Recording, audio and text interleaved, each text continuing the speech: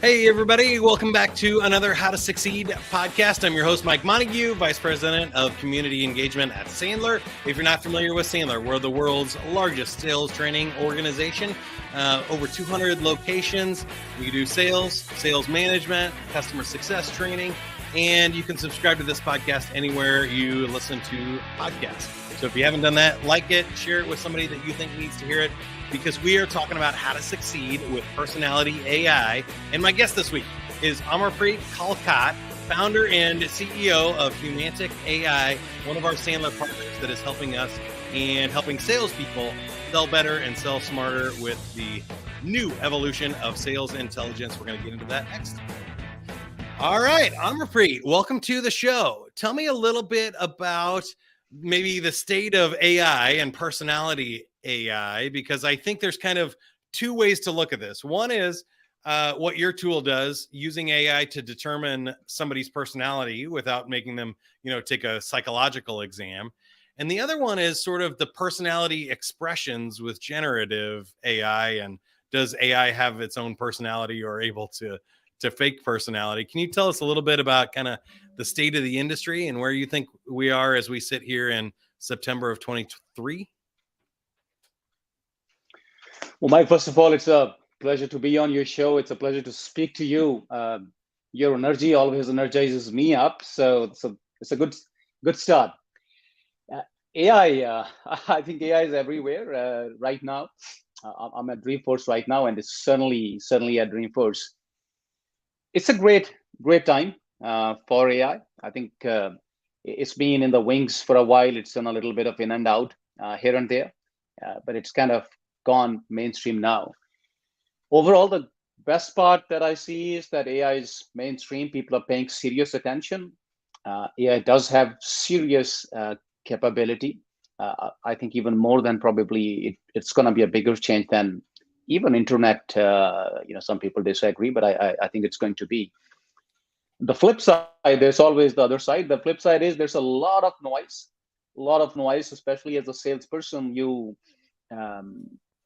see that everywhere, that buyers are hearing AI. Everyone is claiming to be AI. LinkedIn's got AI, HubSpot's got AI, Salesforce, everyone has AI. So if you're real AI, you'll have a not so easy time making a point. So it's an exciting time, but I think I would rather have it.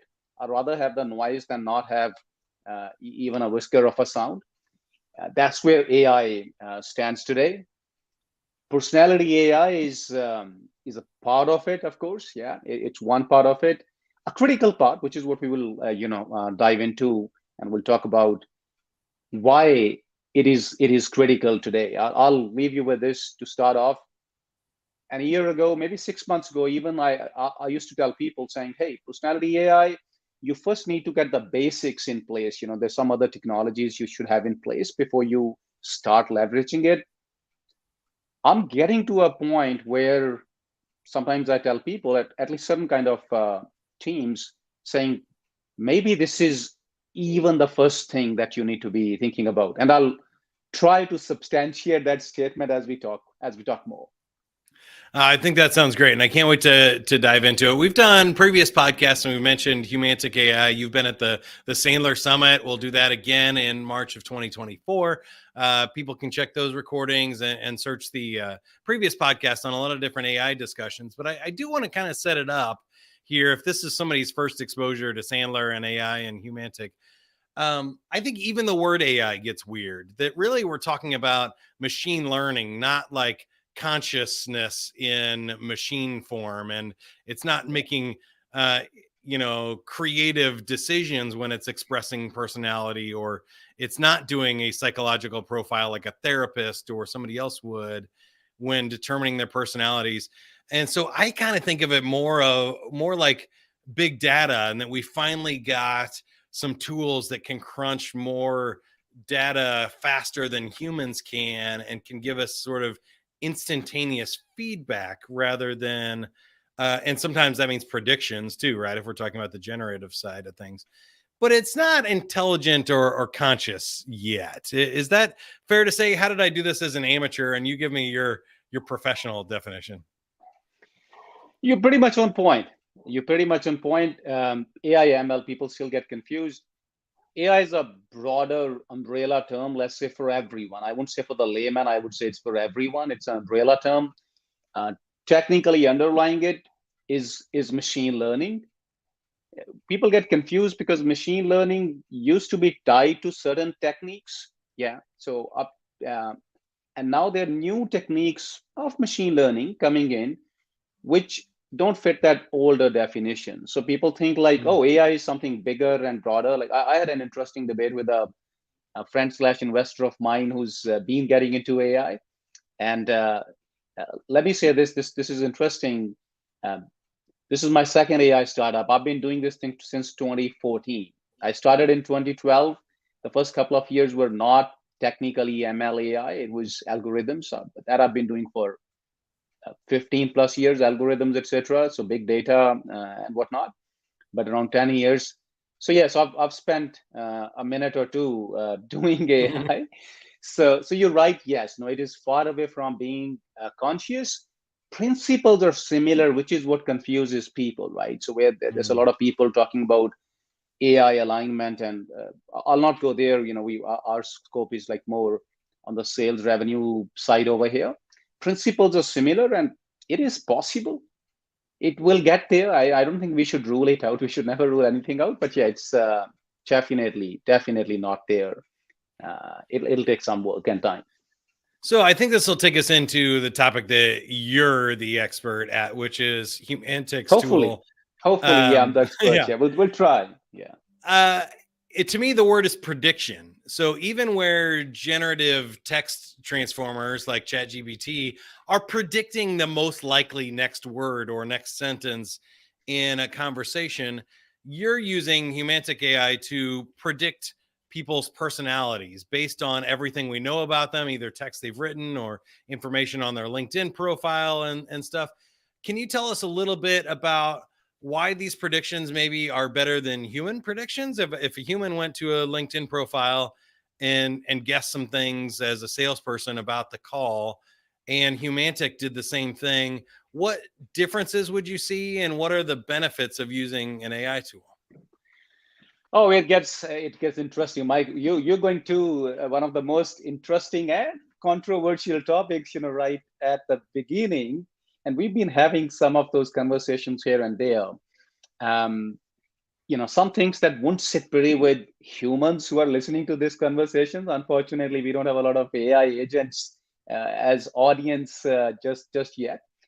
So there's a human part. I'll throw in another element if you want to dig into that. There is the traditional assessment part.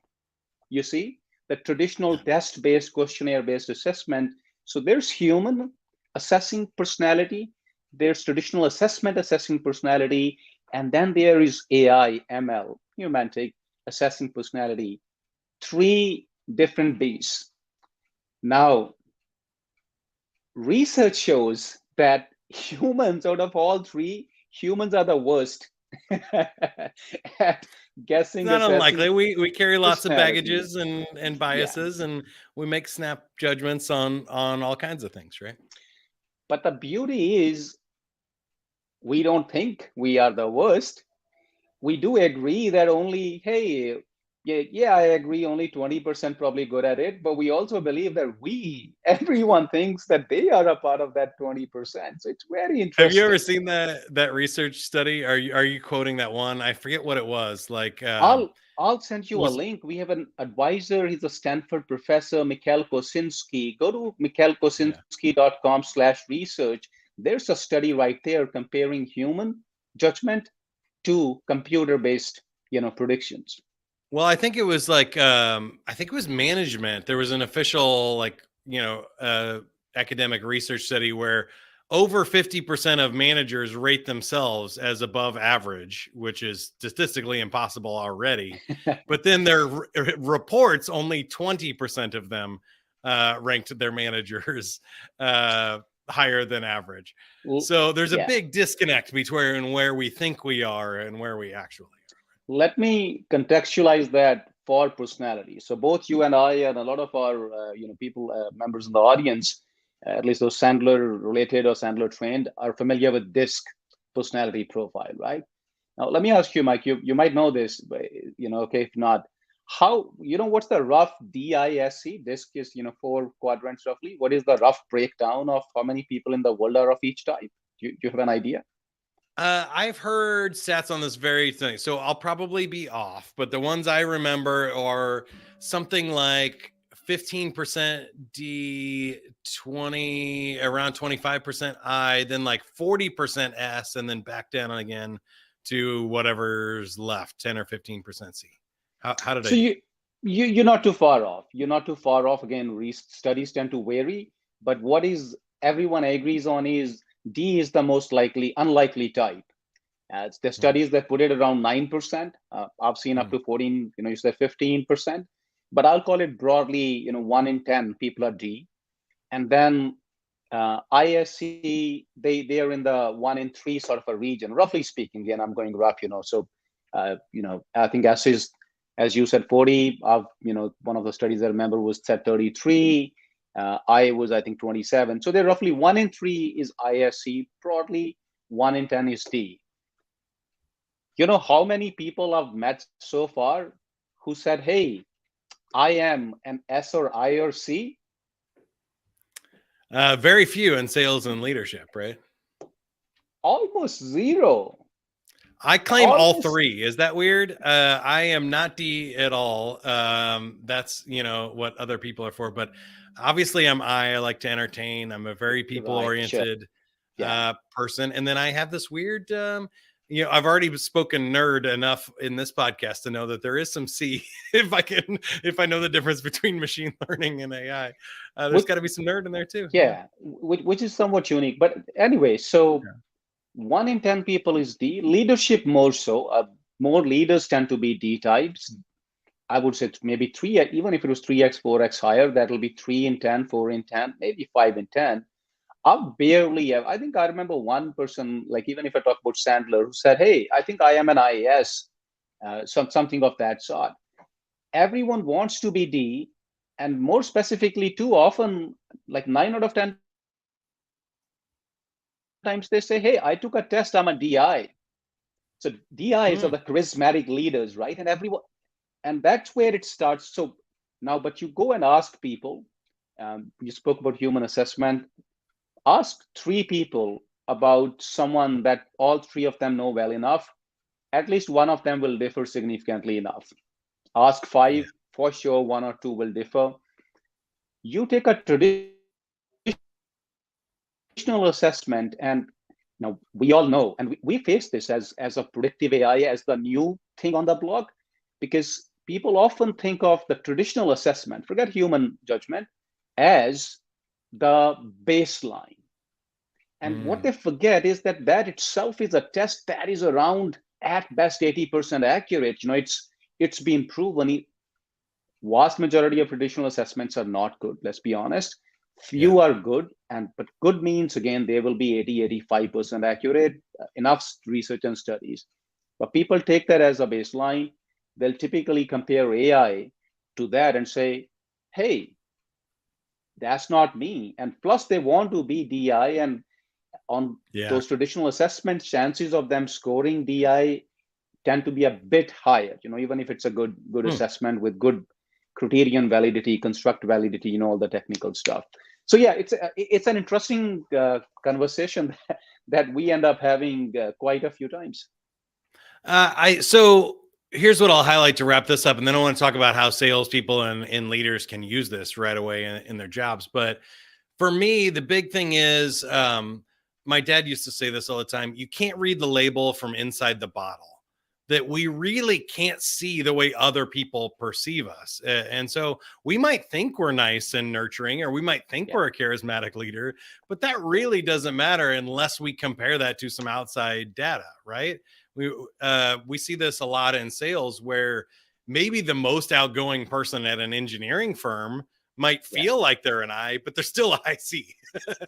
Right? Now, you nailed a key point, and we can do more, but we don't want to, go too nerdy here. So, but this is important because I know Sandler people, especially, they understand DISC, etc., very well. And moving to a new thing from an old thing. I'm driving a Tesla right now for the first time. Trust me, it feels weird at times, right? You have to just keep an open mind and say, no, no, no, I got to give this a shot. Maybe this is better than what was earlier, right? Not having a key feels weird to, like, not starting. There's no starting. There's no, shutting the car down. It's so damn weird. So you said relative. That's the key word. Traditional assessment, 100 people take an assessment. Let us say that they all give somewhat similar kind of answers. Theoretically, they will all end up scoring. They'll all end up being, they could all be D's or DIs. It's possible. On Humantic, it's not possible because what you said, the world is relative.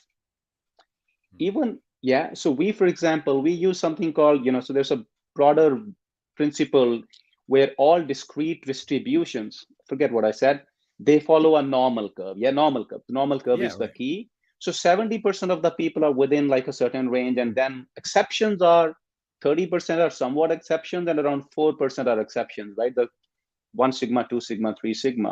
100 people take a Humantic personality thing, only 4 of them will be strong DIs. Let us say they're all DIs. 70 of them will be like weaker DIs, maybe small d, small I.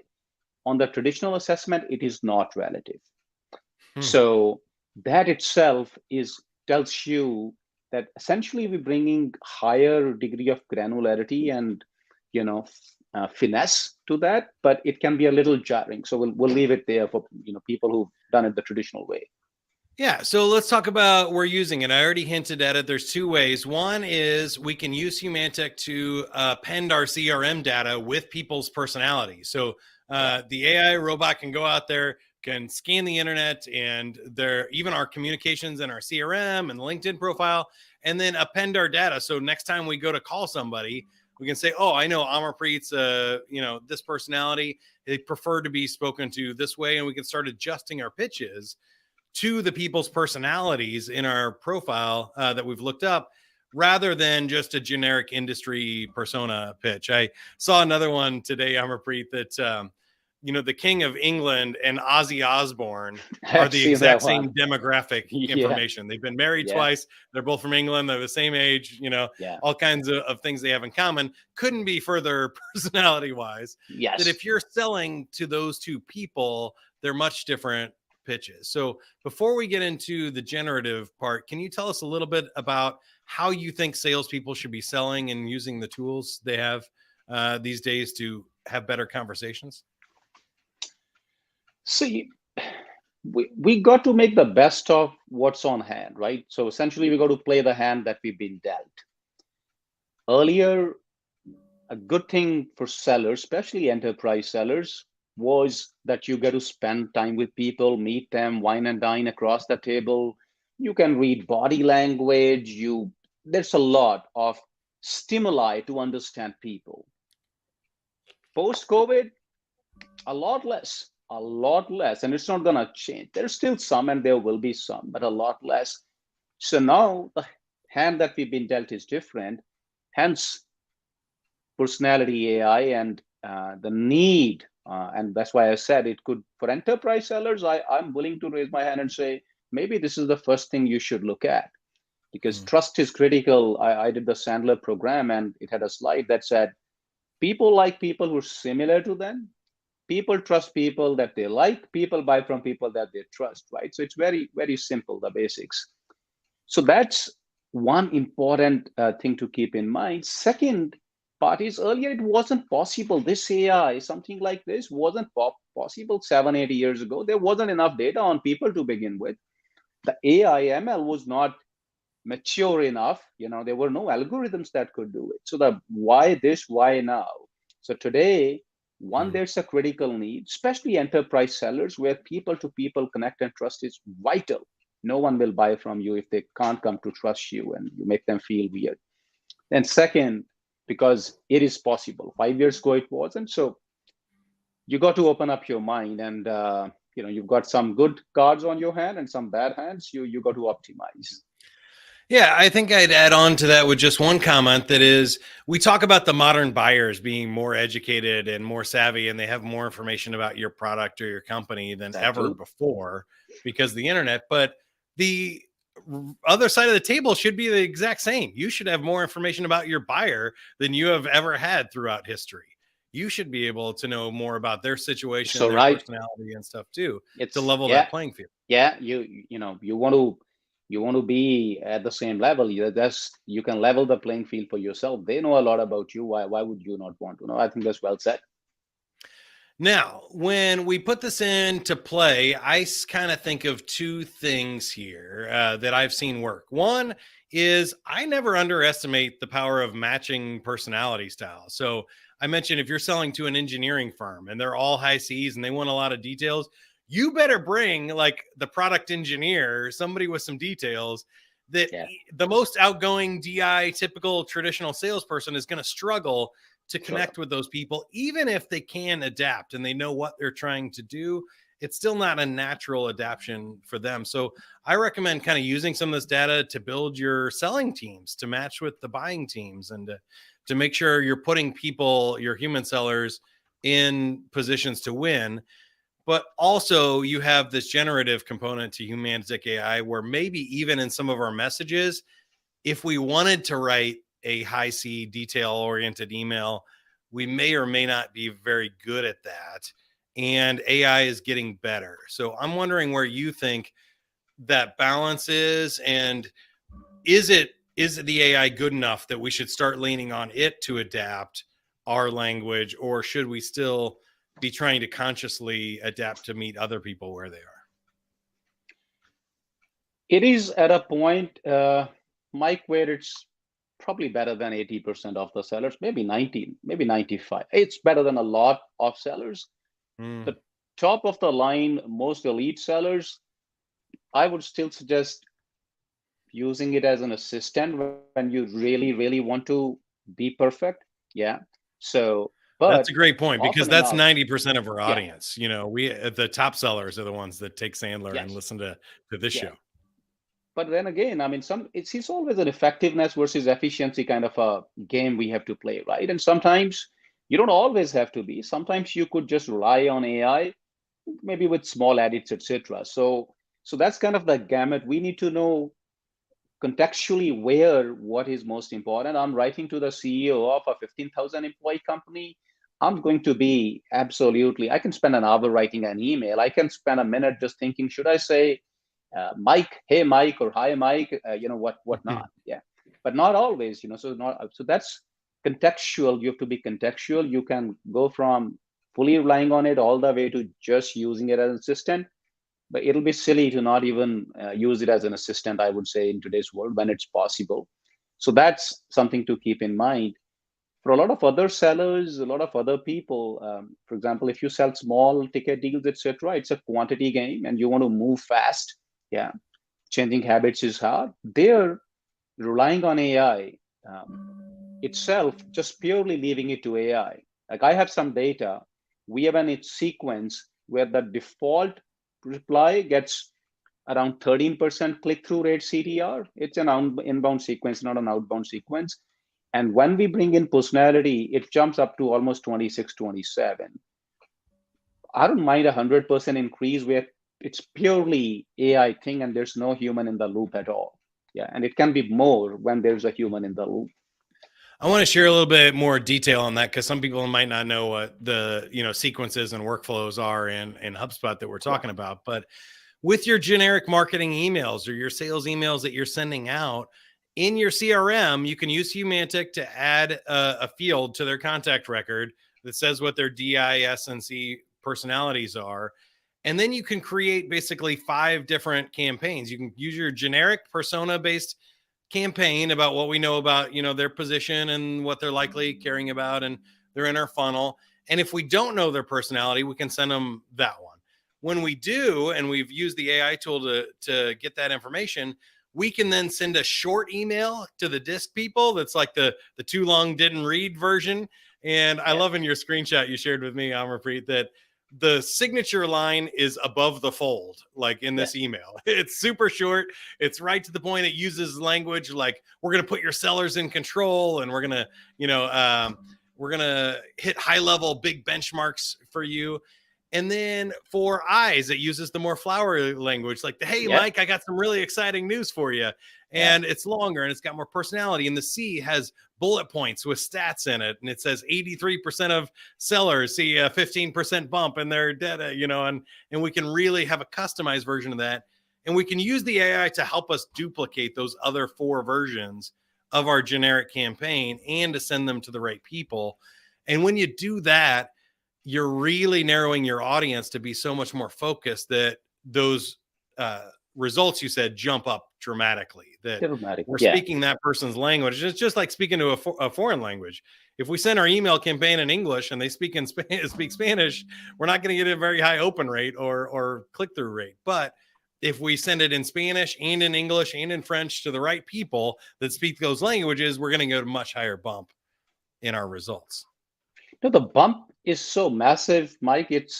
I'll tell you a funny one. Sometimes, and this is not me selling, this is a fact, sometimes I wish that some of those results we've seen were a little bit less, because they become, and I am not selling, trust me, when I say that, 100% improvement is not uncommon.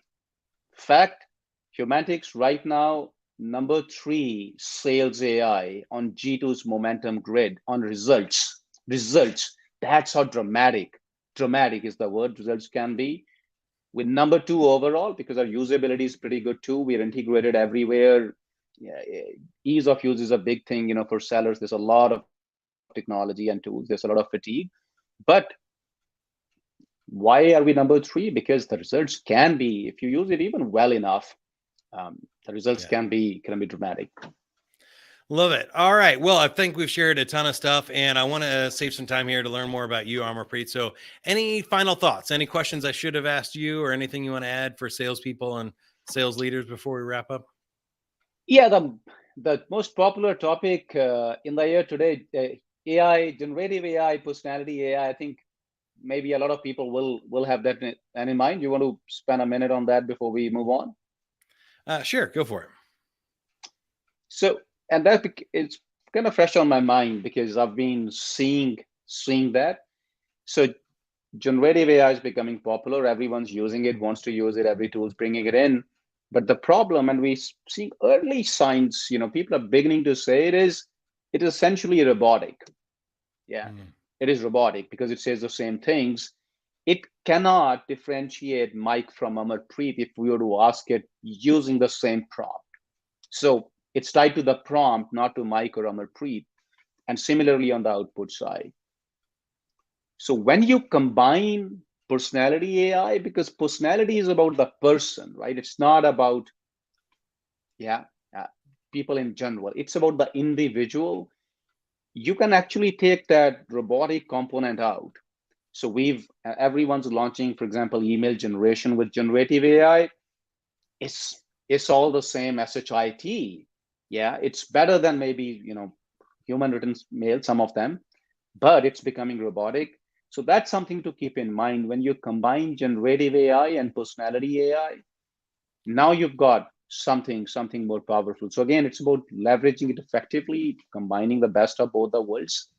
So that's something to keep in mind. Otherwise, you will again get stuck with another, I would say, local maxima, which is that you've got more proper emails, but they are too robotic and people can see through, and you again start hitting the same wall as earlier. I love that. And I would just add on the human seller part of that too, right? We still need human sellers to add their own spice, like make their judgment call. They know more about the context than the prompts and the generative AI do. So is this your 87th email after you've been selling this person for a year, or is this your first one? It's a lot of different context to add to the situation. How long has this person been in the industry versus how long you have, and stuff that can really change the context and the buzzwords and things that you include in messages like that. And we're really excited to talk about all of this at the Sandler Summit in March 2024. Tickets are on sale now, sandler.com/summit. this next year's theme is the evolution of sales intelligence. And it's all about what we've been talking about for the last 30 minutes here. How do we combine AI, artificial intelligence, big data, machine learning with the best of human intelligence, human capital, and skills and creativity of our human sellers to know when to break the rules, when to follow the rules, and when to use an AI as the lead or as an assistant. And I'm really excited about all the conversations we're going to have there. So go to Sandler.com/summit for more information. But now I want to get to know more about you. Amarpreet Kalkat, our guest, founder and CEO of Humantic AI. I am wondering, at this point in your career, how do you define success for yourself? Impact. Success for me is impact. Yeah. If you can't impact what's around you, obviously for the better, then is it really worthwhile? That's how I think. I love that answer, because that's one of the things that AI can help us with, is make a bigger impact and reach more people than we could if we did them individually and stuff, right? On the flip side of that, was there a failure or lesson learned that you had to get over in order to be successful? Oh, hell yes. Don't even get me started on failures. It's my second startup. I shut down the first one. So that's for a failure. I grew up in a small village in India. My parents still live there, 300 people. I got lucky because my parents valued education, got sent to a boarding school that they could just about afford. So being fighting the good fights all my life. Good thing is I'm lucky I love the fights, yeah. That's amazing. I've never been there, but I assume there weren't any villages with 300 or less when you have like 1 billion people in the country. That's amazing. Trust me, there are a lot of them. Yeah, maybe not 300, but yeah, there's a lot of everything in India. Yeah. Fun. Okay. Now, do you have a favorite quote, motto, or mantra that you try to remember? I have a few, but one of the things, so I should say I used to, but I'm a bit of a motorcycle and a racing nut. So there's one that comes to my mind and sort of sums up life philosophy. So it says, faster, faster, faster, till the thrill of speed overcomes the fear of death. So it's about pushing your boundaries and going for almost the impossible. I think that's what lends meaning to life. So tie that with impact and you probably have something worthwhile. Man, that's amazing. 3 great new answers. That's why I love those questions for every guest. Everybody always has something new for us. And I appreciate you taking the time to share with us, especially when you're busy at all of these AI conferences and the world changing so fast in AI. So hopefully by the time this comes out and people listen to it, the world is still as we had planned. But if not, we'll have you back on and talk more about it. Again, Humantic AI is one of our Sandler partners. So if you already have a Sandler coach, you can reach out to them, ask about Humantic AI and Personality AI to append your CRM data, help you write better sales messages, and all kinds of cool assets and integrations like Amarpreet mentioned to help you sell smarter and easier. And if you don't have a Sandler trainer, go to Sandler.com, click on the location. We have an enterprise team that sells to people with more than one location, or you can find a Sandler trainer near you and connect with me, Mike Montague, or Amarpreet Kalkat on LinkedIn. We'll put those in the links below as well. And until next time, whatever you are, be good at it. That's what I always say.